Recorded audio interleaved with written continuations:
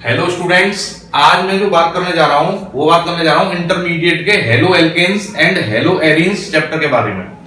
Last video lecture में मैं आपको बता चुका हूं कि हेलो एल्केन्स और हेलो एरीन्स होते क्या हैं, इनकी क्लासिफिकेशन क्या होती है, मतलब इनको किस प्रकार से वर्गीकृत किया गया है on the basis of hybridisation, number of halogen atoms, सभी प्रकार से मैं आपको बता चुका हूं। आज का जो मेरा टॉपिक है वो है nomenclature of organic compound, haloalkanes and haloarenes. तो जो बच्चे 9th 10th 11th क्लास में जो पढ़ के आए हैं आईयूपीएसी नेमिंग, यदि वो 10th 11th में नहीं पढ़ पाए हैं तब भी आपको यहाँ पर समझ में आ जाएगा। तो मैं बेसिक से लेकर चलता हूं। सबसे पहले मैं नोमेनक्लेचर के बारे में बता दूं तो इसको हम हिंदी में नामांकरण कहते हैं। नामांकरण मतलब ये है कि हम ऑर्गेनिक कंपाउंड के नाम बताने जा रहे हैं। तो सबसे पहले हम देखेंगे, ये डिपेंड करता है नंबर ऑफ कार्बन एटम्स पर, कितने कार्बन एटम है। यदि कार्बन की संख्या 1 रही है चेन के अंदर तो हम मैथ का प्रयोग करते हैं। जो हमारा रूट है वो क्या है, मैथ। अगर कार्बन की संख्या 2 रही है तो हम एथ का प्रयोग करते हैं। इसी प्रकार से 3 कार्बन के लिए प्रोप, 4 कार्बन के लिए ब्यूट, 5 कार्बन के लिए पेंट, 6 कार्बन के लिए हेक्स, ऐसे ही 7 के लिए हेप्ट, 8 के लिए ऑक्ट, 9 के लिए नन और 10 के लिए डेक। यहां तक आपका काम चल जाता है। 11, 12, एंडेक, डोडेक आगे भी बहुत सारे होते हैं, लेकिन हमें यहां तक स्टडी करनी है। अब हम बात करने जा रहे हैं, जो दूसरा सिस्टम होता है इसमें वो होता है बॉन्ड्स बिटवीन कार्बन कार्बन के बीच में जो बॉन्ड्स हैं वो किस प्रकार से हैं। यदि कार्बन के बीच में सिंगल बॉन्ड आता है, कैसा आता है, सिंगल बॉन्ड, तो हम इसके लिए एन लगाते हैं। क्या लगाते हैं, एन। यदि कार्बन के बीच में डबल बॉन्ड आता है, कार्बन कंटेनिंग डबल बॉन्ड, तो इसके लिए हम इन लगाते हैं, इन। और जब कार्बन के बीच में ट्रिपल बॉन्ड आ जाता है तो इसके लिए हम आइन लगाते हैं, YNE, आइन। अब हम आपको बताने जा रहे हैं तो थोड़ा सा समझा देते हैं। जैसे कार्बन सिंगल बॉन्ड कार्बन, अब देखिए 2 कार्बन है, बाकी वैलेंसी जो है वो आपकी हाइड्रोजन के द्वारा सेटिस्फाई रहती हैं। तो आप देखेंगे यहां पर, मान लीजिए मैं भी एल्केन की बात करता हूं, तो 2 कार्बन है तो यहां से आप देखेंगे एथ, तो इसका रूट वर्ड यहां से ये एथ लगा लेंगे। कार्बन के बीच में देखना है सिंगल बॉन्ड है तो यहां से एन लगा लेंगे, नाम हो जाएगा एथ एन। तो ये तो हो गया आपका सिंपल एल्केन के बारे में। अब हम बात करने जा रहे हैं हेलो एल्केन्स के बारे में। तो ये हेलो एल्केन्स होते क्या हैं, ये होते हैं एल्केन के हेलोजन डेरिवेटिव, या फिर हम ये कह सकते हैं, यहां से हम एक H को हटा दें -H और इसमें जोड़ दें X, मतलब हेलोजन, तो ये हो जाएगा हेलो डेरिवेटिव। हेलो डेरिवेटिव का मतलब हो जाएगा CH3 CH2, इसमें से एक H हटा दिया तो ये हो जाएगा यहाँ पर X या कोई Cl लगा दिया, तो ये हो जाएगा हेलो डेरिवेटिव या हेलो एल्केन्स के नाम से जाना जाता है। क्योंकि ये एल्केन्स में से ही उत्पन्न हुए हैं तो इन्हें हम हेलो एल्केन्स के नाम से जानते हैं। आगे की ओर चलते हैं।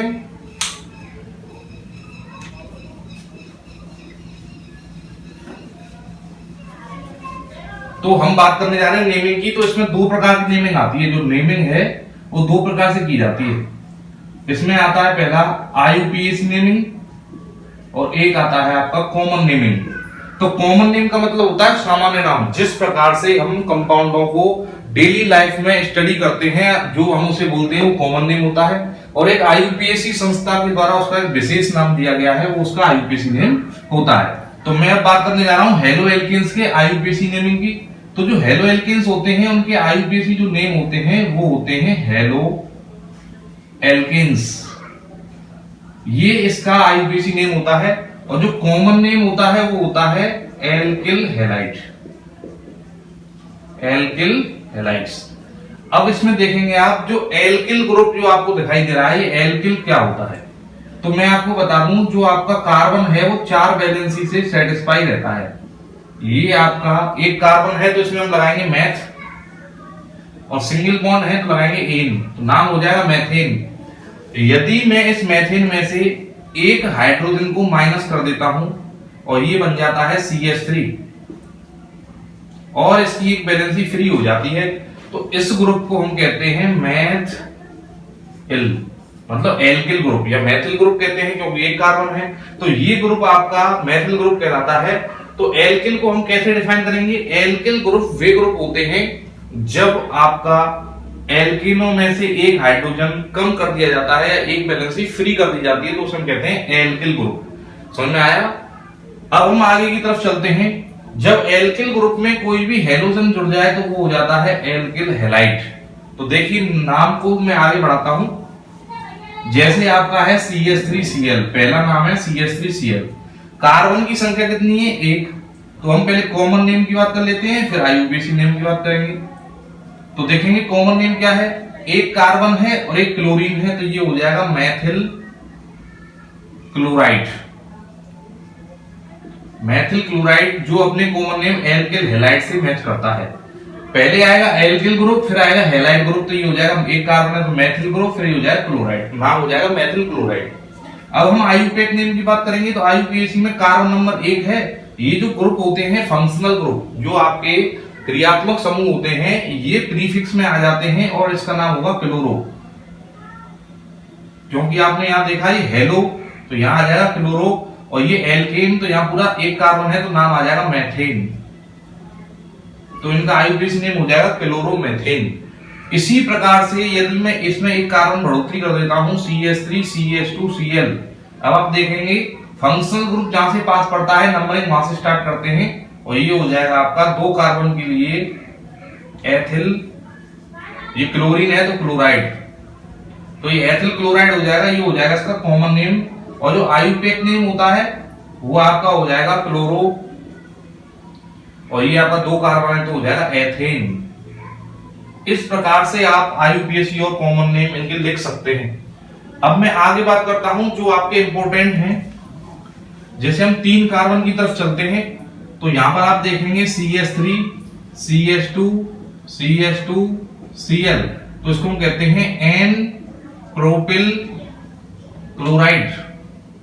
तो N प्रोपिल क्लोराइड का मतलब ये नॉर्मल प्रोपिल क्लोराइड है, क्योंकि यहां पर जो संख्या आपको दिखाई दे रही है 3 है, ये इसका कॉमन नेम है। अब हम IUPAC नेम की बात करते हैं तो IUPAC नेम में ये जो आपका फंक्शनल ग्रुप है ये आगे प्रीफिक्स में आ जाता है, तो क्लोरीन की जगह लिखेंगे क्लोरो 1 2 3, तो ये हो जाएगा प्रोपेन, तो ये हो जाएगा क्लोरोप्रोपेन।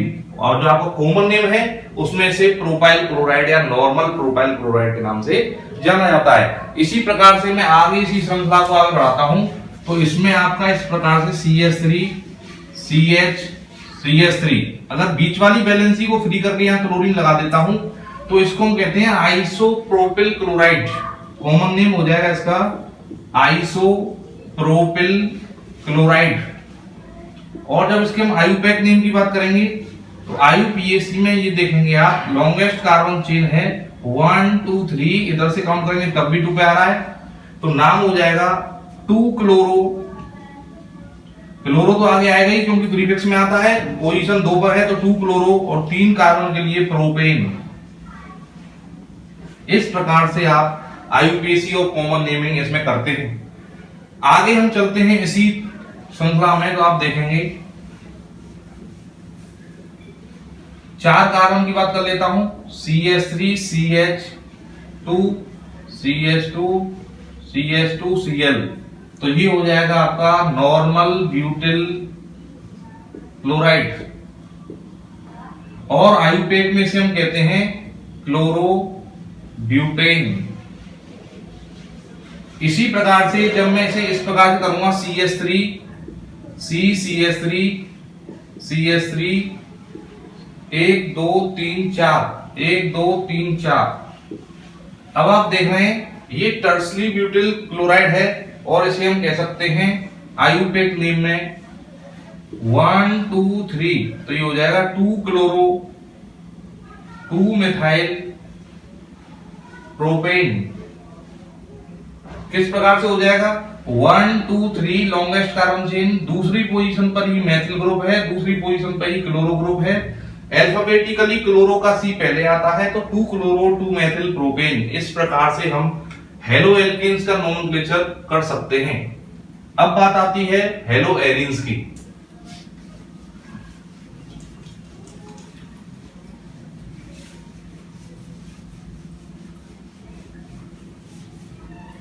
सबसे पहले हम देखते हैं एरीन क्या है। तो ये बेंजीन होता है, बेंजीन में अल्टरनेट में 3 डबल बॉन्ड पाए जाते हैं। प्रत्येक जॉइंट है ये कार्बन है और प्रत्येक कार्बन के पास एक हाइड्रोजन होता है, तो इसका फॉर्मूला C6H6 हो जाता है। इसे हम बेंजीन कहते हैं। और जब इस एक कार्बन की वैलेंसी फ्री कर देते हैं तो इसे ही हम फेनाइल भी कहते हैं। जैसे वहां एल्काइल कहते थे तो ये फिनाइल हो जाएगा और इसका फॉर्मूला C6H5 हो जाएगा। ओके, अब हम बात करने जा रहे हैं, जैसे मान लो मैं यहां पर लगा देता हूं बेंजीन में मैंने ऐड कर दिया क्लोरो ग्रुप, तो उसको बताने से पहले मैं आपको एक चीज बताने जा रहा हूं। यदि मैं इस पोजीशन पर कोई ग्रुप ले लेता हूं, ये कोई भी ग्रुप या समूह हो सकता है, तो इस ग्रुप के रेस्पेक्ट में ये जो पहला पोजीशन है और इधर जो पहला पोजीशन है ये ऑर्थो कहलाती है। ऑर्थो पोजीशन, ये ऑर्थो पोजीशन कहलाती हैं। और इसके बाजू में ये पोजीशन और इसके बाजू में ये पोजीशन, ये मेटा पोजीशन कहलाती है, मेटा। और जो ग्रुप लगा हुआ है उसके सामने वाली पोजीशन पैरा कहलाती है। कुछ बच्चे क्या करते हैं कि रट लेते हैं ये पोजीशन पैरा है, ऐसा नहीं है। हम सबसे पहले बेंजीन की रिंग में ये देखेंगे ग्रुप कहां लगा हुआ है। मान लीजिए ग्रुप आपका यहां लगा हुआ है, ग्रुप के सामने वाली पोजीशन पैरा होगी, ना कि ये पोजीशन पैरा होगी। ग्रुप के बराबर वाली ये दोनों पोजीशंस अब आपकी ऑर्थो कहलाएंगी, ये पोजीशन मेटा कहलाएंगी और ये सामने वाली पोजीशन पैरा कहलाएगी। मैं आशा करता हूं आपके समझ में आ गया होगा। अब मैं बात करता हूं, यदि ग्रुप के स्थान पर मैं लगा देता हूं यहां पर क्लोरो, ये बेंजीन है और इस बेंजीन के ऊपर मैंने लगा दिया क्लोरो, तो अब ये हो गया क्लोरो बेंजीन। तो इसका जो मैं कॉमन नेम बात करने जा रहा था और जो आयुपैक नेम बात करने जा रहा था, तो ये जो आपकी IUPAC है, इसने जो बेंजीन नाम जो है इसको इन्होंने क्या किया, स्वीकार कर लिया है। तो इसका नाम क्लोरो बेंजीन और जो आपका आयुपैक नेम है वो भी आपका क्लोरो बेंजीन ही होता है। अर्थात जो एरिल हैलाइड हैं उनके जो कॉमन नेम और IUPAC नेम है वो दोनों ही हेलो बेंजीन के नाम से हम कर सकते हैं। ये एक्सेप्ट कर लिया है IUPAC ने कि हम इसे बेंजीन कहेंगे।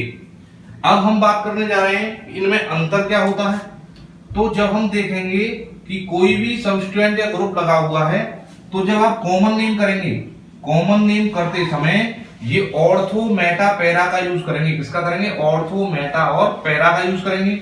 और जब आप आयुपैक नेम करेंगे तब आप क्या करेंगे, 1,2, 2,3 या 2,3,5 इस प्रकार की वर्ड का प्रयोग करेंगे। तो जो कॉमन नेमिंग होती है उसमें ऑर्थो मेटा और पैरा का प्रयोग करते हैं और जो आयुपैक नेमिंग होती है उसमें 1, 2, 2, 3, 1, 3, 5 इस प्रकार का प्रयोग हम करते हैं। आओ देखते हैं। तो जैसे मान लीजिए इसमें क्लोरीन है और ये आपका जो ग्रुप है यहाँ पर एक और क्लोरीन लग जाए तो ये हो जाएगा आपका, इसके रेस्पेक्ट में ये मेटा पोजीशन है तो ये हो जाएगा मेटा डाई क्लोरो। 2 क्लोरो है ना, तो मेटा डाई क्लोरो, ये इसके रेस्पेक्ट में मेटा पर है और इसके रेस्पेक्ट में ये मेटा पर है, तो ये मेटा डाई क्लोरो बेंजीन हो जाएगा। और IUPAC नेमिंग क्या होगा, 1, 2, 3, 4, 5, 6, 1,3 इतना अंतर आएगा, 1,3 डाई क्लोरो बेंजीन। बस इसमें मेटा की जगह 1,3 आ जाता है, बस इतना ही अंतर होता है कॉमन नेम और IUPAC नेमिंग में। मैं आशा करता हूं समझ में आ गया होगा। और आपके सामने उदाहरण लाता हूं, फ्लोरो। अब आप देखेंगे इसका जो कॉमन नेम है वो है आपका ऑर्थो डाई फ्लोरोबेंजीन और जो इसका आयुपैक नेम है वो है आपका 1,2 डाई फ्लोरोबेंजीन।